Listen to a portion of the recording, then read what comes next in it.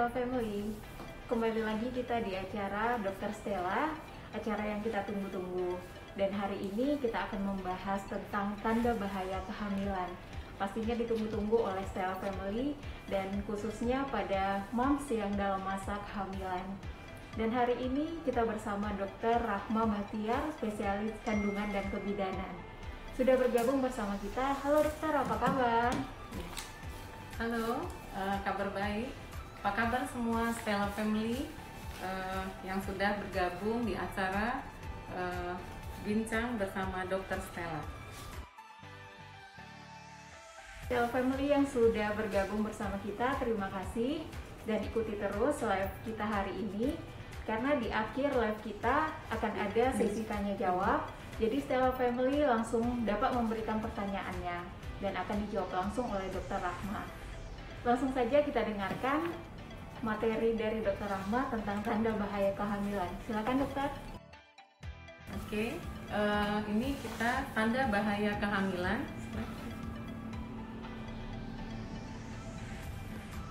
Ya, tanda bahaya kehamilan adalah suatu tanda yang mengindikasikan adanya bahaya yang dapat terjadi pada ibu-ibu pada saat kehamilan, di mana harus bisa mendeteksi dan akan segera untuk mencari pertolongan. Beberapa tanda-tanda kehamilan. Yang pertama itu adalah perdarahan, ya. Kemudian yang kedua mual berat dan muntah-muntah. Yang ketiga demam. Keempat adanya janin yang tidak bergerak. Kemudian keluar cairan dari vagina. Yang keenam ada gejala preeklamsia. Kemudian yang terakhir itu jatuh yang dialami pada ibu hamil. Saya akan jabarkan satu persatu. Pertama, perdarahan. Perdarahan itu banyak macam. Jadi perdarahan itu mulai dari perdarahan yang sangat ringan sampai perdarahan yang berat. Perdarahan yang sangat ringan bila kita terjadi pada awal kehamilan, dia itu dapat merupakan suatu tanda terjadinya keguguran. Bila perdarahan di awal kehamilan itu disertai dengan kram perut, nyeri perut, maka dapat dicurigai juga adanya suatu kehamilan ektopik, yaitu kehamilan yang berada di luar rahim yang sangat mengancam jiwa. Perdarahan bila terjadi di akhir trimester 2 atau trimester 3 dapat berakibat apakah ada suatu kaitan yang berkaitan dengan plasenta. Jadi kalau disertai nyeri, itu Stella Family bisa sadarin bahwa kemungkinan adanya lepas plasenta atau solusio plasenta.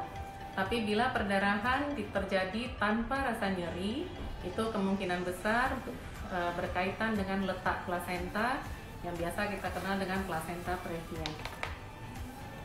Keadaan kedua yang juga merupakan suatu bahaya terjadi pada kehamilan adalah mual muntah yang hebat. Mual dan muntah adalah suatu hal yang wajar terjadi pada kehamilan, ya. Tapi kapan dia dinyatakan berbahaya? Bila menyebabkan mual muntah yang hebat, di mana minum air pun sudah tidak sanggup lagi, tidak masuk lagi, sehingga bisa menyebabkan seorang ibu akan mengalami dehidrasi. Nah, mual muntah kalau pada usia kehamilan yang sudah agak lanjut, kita harus juga pahami apakah berkaitan dengan adanya peningkatan tekanan darah atau hipertensi. Itu adalah suatu tanda preeklamsia. Kemudian adanya suatu keadaan demam. Jadi demam pada ibu hamil itu juga merupakan suatu yang harus diwaspadai. Mungkin ibu-ibu harusnya Stella Family punya temperatur di rumah. Kalau misalnya temperatur di atas 37,5, mungkin bisa banyak minum, istirahat, dan bila gejala semakin tidak membaik, suhu tubuh meningkat sampai 38-39, mungkin boleh segera cari dokter ke rumah sakit.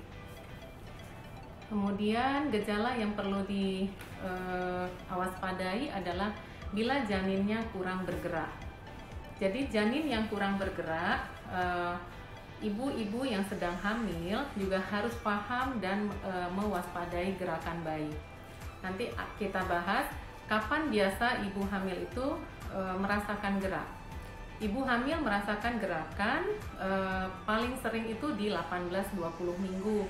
Nah, jadi kalau sudah merasa gerakan bayi, maka kita sebagai ibu hamil harus selalu rasakan gerakan, dan bila sewaktu-waktu gerakan janinnya berkurang atau tidak bergerak, mungkin bisa cari fasilitas kesehatan terdekat, bisa ke bidan untuk mendengarkan detak jantung janin, ataupun segera ke rumah sakit. Hal lain yang perlu diwaspadai pada kehamilan adalah keluar cairan dari vagina. Ini banyak para ibu hamil, Stella family, mungkin cairan apa yang keluar. Yang diwaspadai adalah cairan, bila yang keluar itu adalah cairan ketuban.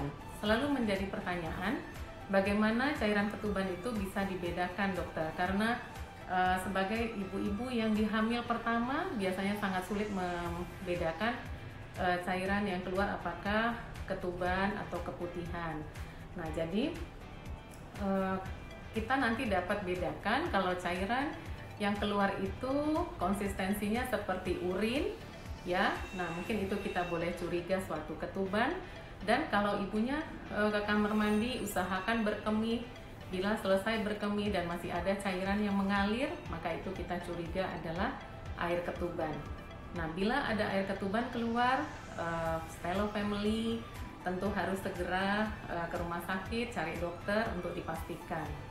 Ya, kemudian tanda lain yang juga harus diwaspadai sebagai tanda bahaya kehamilan itu seperti yang sudah kita singgung tadi saat mual muntah adalah gejala preeklamsi. Pada ibu yang rajin kontrol tentunya baik itu ke dokter ataupun ke bidan, klinik bidan, tentu harus selalu diperiksa tekanan darah. Bila ada tekanan darah dicurigai tekanan darah tinggi, harus dilanjutkan dengan pemeriksaan laboratorium, dan di mana gejala suatu preeklamsi adalah sangat berbahaya pada kehamilan. Dia meningkatkan mortalitas dan morbiditas ibu dan janin.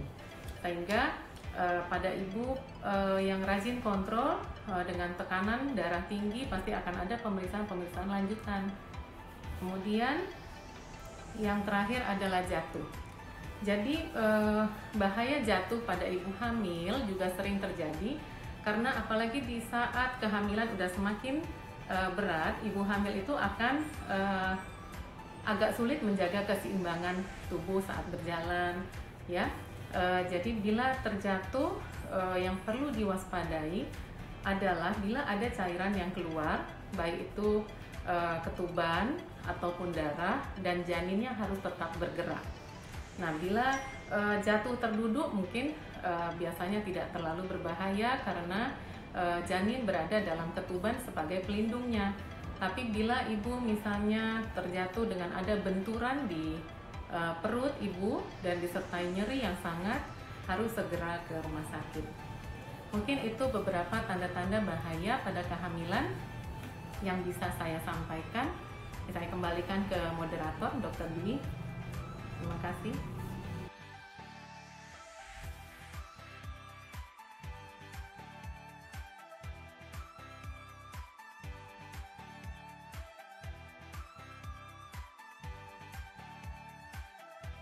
Terima kasih Dokter Rahma buat materinya, sangat bermanfaat ya moms, khususnya buat moms yang sedang masa kehamilan. Ya, kami persilakan untuk Stella family yang mau bertanya langsung kepada Dokter Rahma, silakan diberikan pertanyaannya. Jadi kita sudah mengetahui tanda-tanda bahaya kehamilan, dan kalau ada tanda-tanda bahaya itu, moms di rumah bisa langsung ke dokter atau rumah sakit terdekat.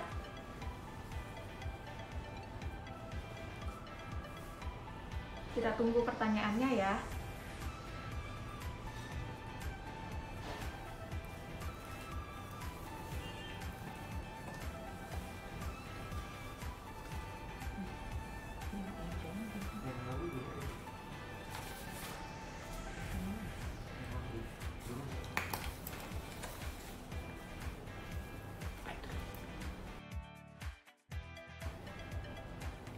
Ya, ini ada pertanyaan ya dok dari Mams Lenaria. Kalau keputihan di semester 2, apakah bahaya dok?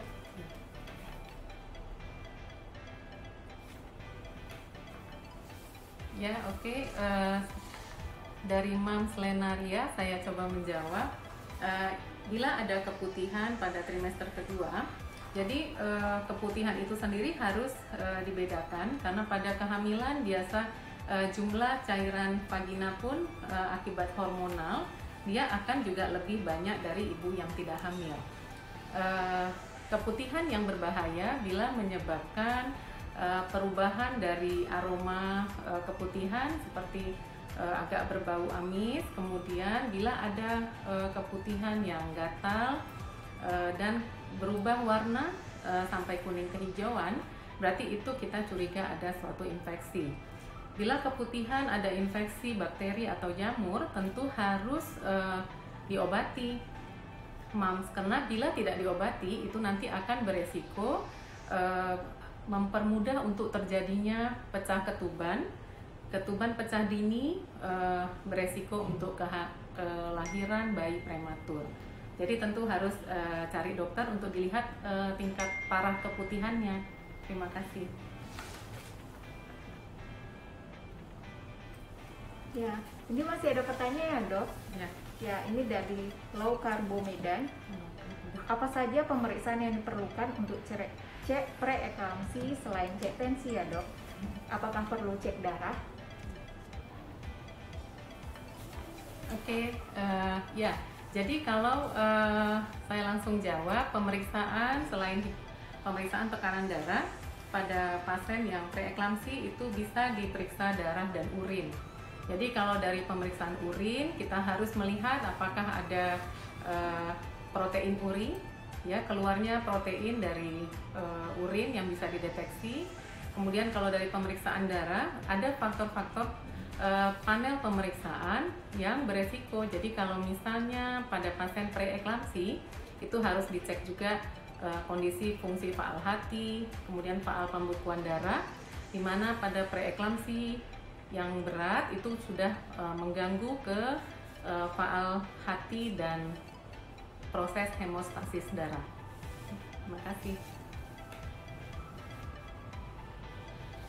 Pertanyaan selanjutnya dok dari Mams Ais. Pagi dokter, kalau usia kehamilan 19 minggu belum merasakan adanya pergerakan, bagaimana ya dokter? Tapi tidak ada tanda-tanda perdarahan atau keluar cairan dok? Ya, jadi pergerakan janin itu lumrah sekali dirasakan pada ibu biasanya di 20 minggu. Jadi kalau misalnya di 19 minggu Bunda Aisnya belum merasakan gerakan, sensasi gerakan tentu belum merupakan tendangan yang kuat. Jadi kalau masih di awal-awal trimester 2, rasa gerakan janin mungkin seperti kedutan kayak ada yang ganggu-ganggu rasa di dalam perutnya. Bisa dicoba dengan sensasi pakai musik, misalnya pakai musik didekatkan ke dinding perut atau dicoba ngobrol dengan janin. Kadang dia sudah ada tendangan-tendangan kecil tapi belum tendangan yang kuat yang memberi sensasi yang kuat begitu. Nah, gerakan janin tentu bisa dilihat kalau ibu kontrol ke dokter. Dengan pemeriksaan USG kita akan sangat jelas untuk melihat gerakan-gerakan janin. Terima kasih. Ya dokter, ini lanjut tentang preeklamsi tadi ya dok. Bagaimana mencegah terjadinya protein uri yang agar di batas normal dok? Di batas. Ya, jadi protein urin kalau pada kasus preeklamsi biasa protein urin itu memang sudah terjadi karena kerusakan dari sel-sel di ginjalnya, di renal. Jadi untuk mencegahnya di awal mungkin supaya tidak terjadi hipertensi pada kehamilan, ibunya bisa menjaga dengan diet. Jadi dietnya itu diet rendah garam, kemudian tinggi protein. Jadi yang gampang tentu bisa dengan kurangi garam saat makan dan memperbanyak makan putih telur, mungkin itu baik. Tapi biasanya kalau sudah terjadi yang namanya suatu preeklamsi, tanda-tandanya itu yang biasanya sudah menyebabkan protein urin positif. Protein sudah keluar, Pak, sudah keluar dia di urin. Ya dok, ini mungkin agak ke nutrisi juga dok.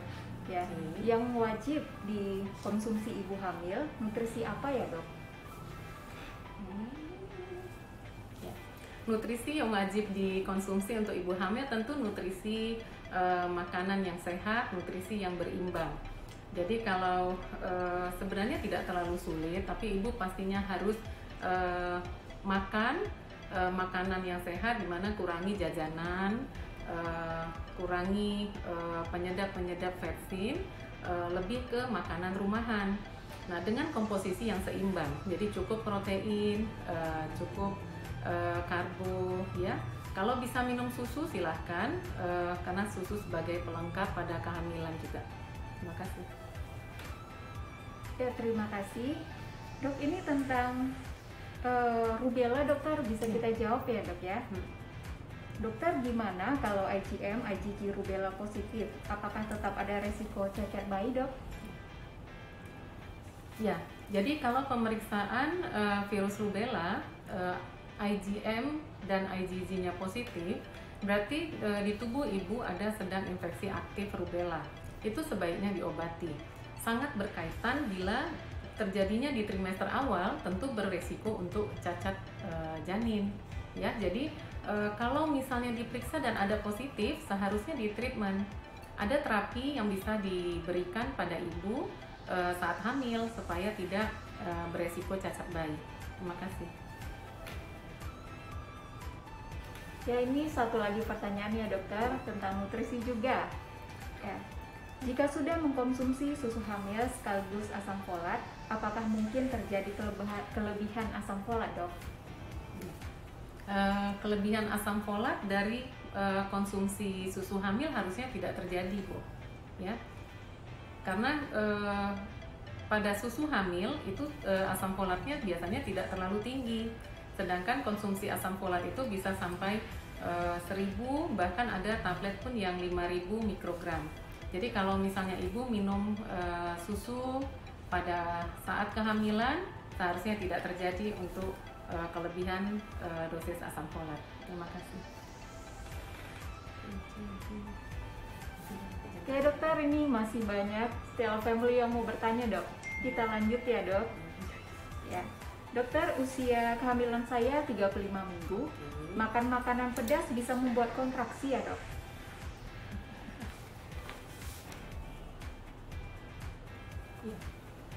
Ya, terima kasih.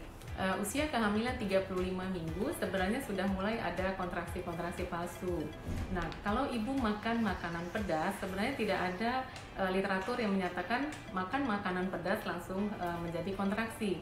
Hanya kalau misalnya bunda makan makanan pedas kemudian menyebabkan kejadian yang nggak enak di pencernaan, misalnya menjadi diare atau gembung, tentu memicu kontraksi di usia kehamilan 35 minggu. Terima kasih Dokter Rahma buat sharingnya hari ini di Dokter Stella.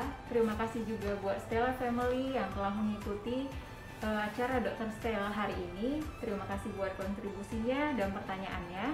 Dan kita sudahi acara Dokter Stella kita hari ini.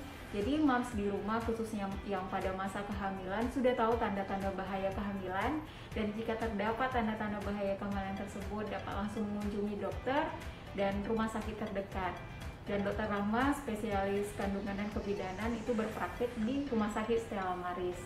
Dan buat Dokter Rahma, apakah ada pesan untuk moms di rumah dokter tentang tanda bahaya kehamilan ini?